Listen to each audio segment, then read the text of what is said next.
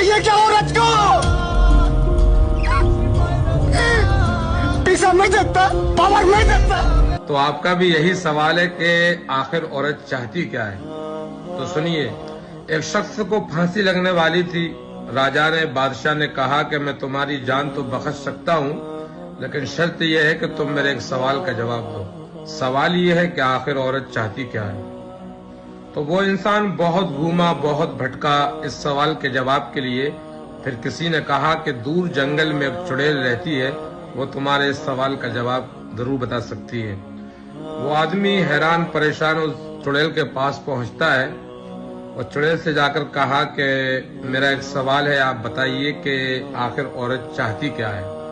तो उस चुड़ैल ने कहा कि मैं तुम्हारे सवाल का जवाब तो दे सकती हूँ, लेकिन शर्त यह है कि तुम्हें मुझसे शादी करना पड़ेगा। तो वो बेचारा ना चाहते हुए भी शादी के लिए तैयार हो गया।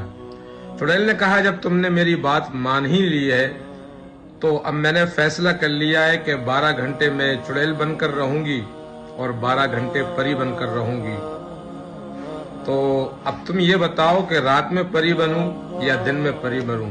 तो उस शख्स ने सोचा कि अगर ये रात में चुड़ैल बन गई तो रात निकालना मुश्किल, और दिन में चुड़ैल बन गई तो दिल निकालना मुश्किल। तो उसने कहा कि तुम्हारी मर्जी है, तुम जब चाहो चुड़ैल बनो और जब चाहो परी बन जाओ। ये सुनकर चुड़ैल बहुत खुश हुई और कहा कि जब तुमने मेरी बात मान ही ली है तो मैं हमेशा के लिए परी बनकर रहूंगी।